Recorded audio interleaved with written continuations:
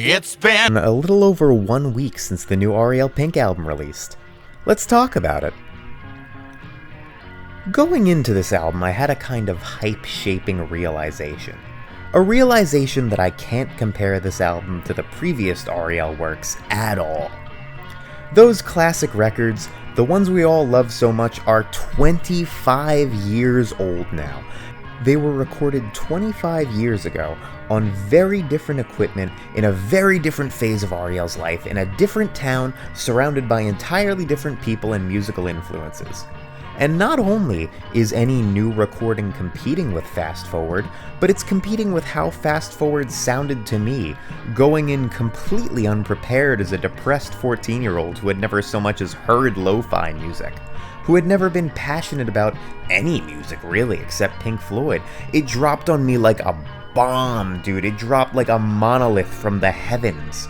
That's not some depressing reality of growing up, it's just a fact. Nothing will live up to Fast Forward in my life. Now that doesn't mean I've achieved some zen-like detachment and completely stopped comparing Ariel's new work to his older albums. More on that later. But I have just tempered my expectations. That is to say, I haven't gone into this project expecting it to be the Doldrums 3. In fact, I've tried to lower all expectations and go in with as open a mind as possible.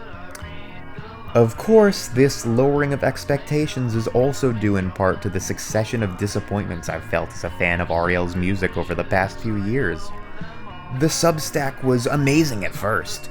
Great new songs like I Wanna Be a Girl and Life Before Today made it feel like Ariel was finally back, awakened from his decade-long slumber, even stronger than he'd been on Jameson. Then we would just get endless demos that sounded like nothing. Really, I say this as the kind of music nerd who loves listening to rough, scratchy demos of my favorite songs, and even I was listening to a lot of these like, oh, jeez. Then we'd get some crazy papier-mâché era find uploaded, something that me and all the other Ariel archivists in any given Discord server would assume lost, and we'd rejoice. We would celebrate a new paradigm of Ariel cataloging all his rarities, and oh no, wait, actually that's it. Still, there was so much ballooning talk of a new Ariel album, it was hard not to get a little excited. I mean, it had been 8 years since Bobby Jameson. Then, the lead single and the title track dropped, and it sounded amazing. It really captured that classic Haunted Graffiti atmosphere in every way, to a degree that I certainly wouldn't have begrudged Ariel at all for losing over the past 20 years. I feel like a loser saying it, but it actually made me cry the first time I listened. Yes, really. I had been hesitant to get hyped about Ariel again, but if the new album sounded anything like this, it would be amazing. Then that release show live recording dropped, and the snippets I listened to sounded fantastic. Oh my god, he was back in rare form. But I resolved to not spoil myself. I didn't listen at all. I was hyped to a degree that almost scared me. But then the album was uploaded in the early hours of September 12th. And I was really tired. It was like 3 a.m. and I had work at 9, and I decided to get some sleep and listen to it in the morning. Indeed, this is how I first experienced the album, trying to will myself out of bed on not nearly enough sleep.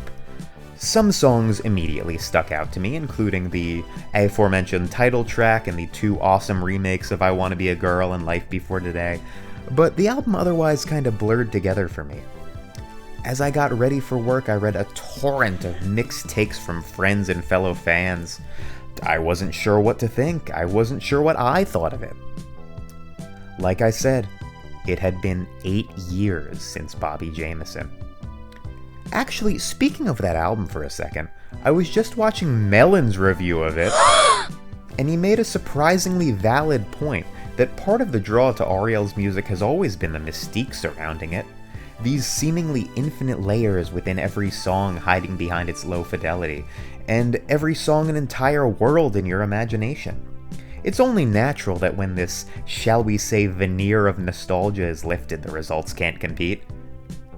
And yet that run of very hi-fi Ariel Pink records throughout the 2010s was able to stand entirely on the merit of its creativity and the strength of its songwriting.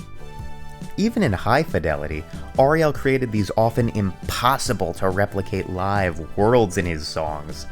a quality that quite frankly I find lacking on this new record. I personally have never subjectively been a huge fan of the whole 80s synthpop sound, but when Ariel does it, he does it well, and I enjoy it in the context of other songs like Doggone She Gone or White Freckles. I guess I'm craving variety. A Trepanated Earth or Dinosaur Care Bears thrown in there. Something to surprise and get its hooks in me. That said, there were aspects I really liked. For one, Pocketful of Promises is just such a great opener and a great tune overall. I love those adorably awkward changes in tempo and chord progression. You could almost hear the tape edits they would have been on older records. Oh, and that cerebral guitar solo midway through is fantastic. I also really love that gnarly modulating synth bass in A Nausagnosia, which kind of feels like a turn for the dreamier in this album's flow. A couple surprise hits for me were Doggy in the Window and One Last Lullaby. Despite my previous gripes, I actually really loved the texture and the strong melodies on these. The latter in particular is a song I could see myself coming back to often. And those two big remakes of the tracks we already knew were phenomenal. I know the new version of I Wanna Be a Girl has been divisive, but honestly I dig it.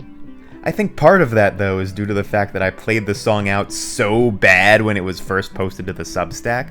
Like, I listened to that song several times a day for weeks, so this new arrangement gives me a new lease on this amazing tune. And man, Life Before Today is just such an amazing song, isn't it? Oh, it's so warm and hopeful and sensitive and introspective, both in its lyrics and its instrumentation. It still gives me chills listening to it. Both of these remakes also illustrate what I find so much of the album lacking.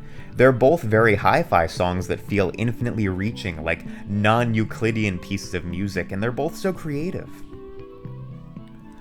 Despite my mixed feelings, the songwriting here is indeed very strong. The track Everyone's Wrong was certainly far from my favorite, but throughout an otherwise stressful and chaotic workday, I found that track worming its way into my brain, humming the chorus to myself as I served chicken to customers. Mommy Made Dinner similarly wedged itself into my subconscious with the ease of any other great Ariel Pink track, even if it wasn't to my personal tastes. Other songs, though, didn't seem to stand nearly as strong. While I could appreciate the off-the-wall nature of this version of Why, if it could even be considered the same song, I really preferred the Never Made a Demo version. And oh my god, another version of Nightbirds? A new recording of House of the Haunted Hebrews? This is what we're going with over, I don't know, man, Where the Sidewalk Ends? Maybe a new arrangement of Cancelled? I've certainly talked a lot of gloom on this album, but I want to end off with something I feel it did really right. You see, I find the best of Ariel's music to have a real gothic quality to it. Not just like goth music, although that's also here, but gothic in the classical literary sense. Gothic meaning deeply morbid and a bit nostalgic.